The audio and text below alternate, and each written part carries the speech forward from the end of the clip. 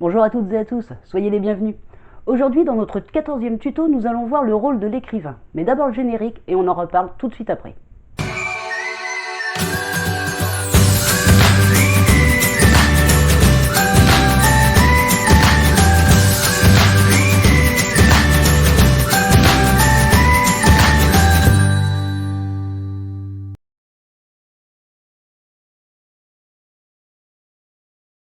Vous êtes-vous déjà posé la question de quel est le rôle de l'écrivain? Pourquoi écrivez-vous? Personnellement, j'ai dégagé 3 points principaux dans le rôle de l'écrivain. Le premier étant de divertir le lecteur.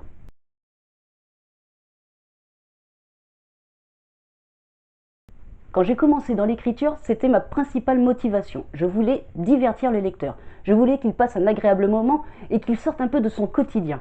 Car quoi de plus agréable pour un lecteur de pouvoir un peu s'évader, de trouver une autre contrée ou une autre histoire qui se passe chez d'autres personnes, de montrer un petit peu autre chose que le quotidien qu'il peut vivre au jour le jour.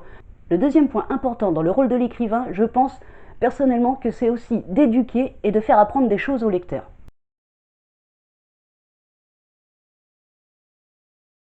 Alors, bien entendu, là, je ne parle pas de ce qui est manuel scolaire ou les livres qui vous font apprendre quelque chose comme le dessin ou, je ne sais pas moi, la calligraphie ou le tricot. Là, ce sont vraiment des livres spécifiques qui sont faits pour vous apprendre quelque chose. Moi, là, je parle de romans, de nouvelles qui racontent des histoires fantastiques ou non, imaginaires ou non. Donc à ce moment-là, votre roman ou votre nouvelle va apprendre ou va éduquer votre lecteur. Pour cela, je vais prendre l'exemple des romans historiques. Dans un roman historique, vous avez une partie qui est romancée, votre histoire avec vos personnages, et une partie que vous ne pouvez pas romancer car c'est de l'histoire. Par exemple, si vous écrivez un roman qui se passe au Moyen-Âge, il va falloir que vous adaptiez vos personnages à la situation qui existait à cette époque. Donc vous allez devoir parler de l'architecture, des us et coutumes qu'il y avait à cette époque, et à ce moment-là, vous allez apprendre à votre lecteur certaines choses qui se passaient à cette époque, comment les gens de l'époque se comportaient, quels étaient les détails architecturaux des bâtiments, quelle était la politique à cette époque. Donc par exemple, c'est à ce moment-là que vous apprenez quelque chose à votre lecteur. Et pourtant, vous êtes toujours dans le roman. Votre histoire peut être complètement inventée. Vos personnages peuvent avoir été aussi complètement inventés. Cependant, vous allez les replacer dans une situation qui a été réelle, qui a existé, le Moyen-Âge pour notre exemple.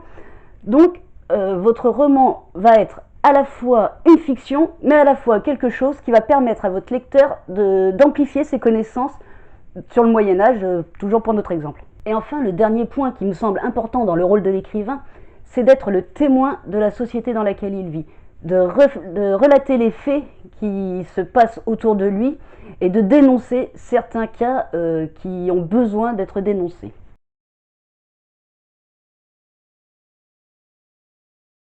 Alors là aussi, bien entendu, je ne parle pas de livres spécifiques qui se veulent être des pamphlets de la société. Je vous parle toujours de romans ou de nouvelles qui sont des histoires imaginées de A à Z à peu près. D'ailleurs, quand vous écrirez votre roman ou votre nouvelle, vous vous apercevrez que vous ne pourrez pas vous empêcher de dénoncer un fait ou une situation. Alors, dénoncer dans le sens amical ou de dénoncer vraiment pour montrer l'horrible fait qui se déroule. Même si vous écrivez de la fantaisie, de la science-fiction ou quelque chose qui vous semble complètement hors de notre société actuelle, vous ne pourrez pas vous en empêcher, c'est normal. Vous êtes un écrivain, mais vous êtes aussi un être humain avec des sentiments, avec des convictions. Et votre seule force pour vous exprimer, c'est votre écriture. Et cela, quel que soit le style ou le genre que vous choisissez, vous pourrez voir que même sous couvert d'avoir un aspect d'alien ou de monstre imaginaire, vous ne pourrez vous empêcher de pointer du doigt ce qui cloche, ce qui vous met en rogne ou ce qui vous plaît dans votre vie actuelle, dans votre société. Alors ce sont les 3 principaux points pour parler du rôle de l'écrivain. Je vous avoue que personnellement, dans mon expérience, au tout début, quand j'ai commencé à écrire, je pensais juste divertir les gens. Moi, c'était mon premier but. Je voulais juste leur faire oublier un instant leur vie quotidienne. Je voulais que mes lecteurs puissent s'évader un petit peu. Et au fur et à mesure, je me suis aperçue que, en fait, j'avais aussi besoin de parler de certains sujets. C'est-à-dire, je prends l'exemple de mes livres. Mes 2 premiers livres n'étaient pour moi que des livres pour distraire, pour faire changer les idées, pour faire changer la vie quotidienne, ne serait-ce que le temps d'un roman. Ensuite, sur mon 3e roman, il y a une partie un peu historique, donc effectivement je me suis basée pour les architectures, les choses comme ça. Et sur ce moment-là, je ne me suis pas rendu compte qu'en fait je faisais apprendre quelque chose à mon lecteur. Ensuite, pour mon 4e roman, là c'était beaucoup plus clair, j'avais bien l'intention de délivrer certains messages, donc j'ai fait en sorte de passer le message. Mon 4e roman, je vous le dis rapidement, c'est Journal d'une sexagénaire. Donc je dénonce quand même par ce biais-là comment sont traitées les femmes, en l'occurrence d'une 60aine d'années, dans notre société. C'est-à-dire que via Pôle emploi, via les rencontres amoureuses, je parle aussi de l'homosexualité et du coming out, comment une famille peut accepter ou non le coming out de leur enfant. Donc là, ces messages-là étaient voulus. Mais en y repensant et en préparant ce tutoriel, je me suis aperçu aussi que mes 2 premiers romans, que je pensais juste pour distraire, délivraient également un message. Il est délivré le message, je pense, on peut changer, on peut s'améliorer, même si on est un peu lâche, un peu pleutre, on peut devenir quelqu'un de très courageux quand l'instant le faut. On peut aussi, si on est solitaire, trouver des amis, trouver des appuis et du coup former une équipe solide. Voilà en fait le message que inconsciemment j'ai délivré dans mes premiers romans. Et un petit peu aussi dans le 3e roman, en plus d'être historique et d'apprendre et de faire apprendre certaines choses historiques à mes lecteurs.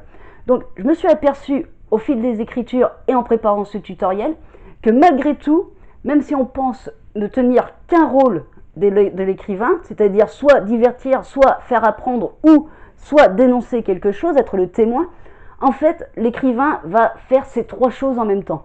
C'est plus fort que lui, c'est normal, c'est un écrivain, il est là pour apporter, je crois, toutes ces choses à ses lecteurs.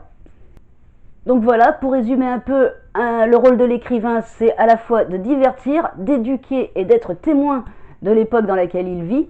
Même si vous penchez plus pour l'une ou l'autre des catégories, vous pouvez vous dire qu'en fait, vous écrivez dans les 3 catégories, et c'est ce qui fait de vous un écrivain. Je vous donne rendez-vous la semaine prochaine pour le prochain tutoriel. En attendant, bonne écriture à toutes et à tous, et prenez soin de vous.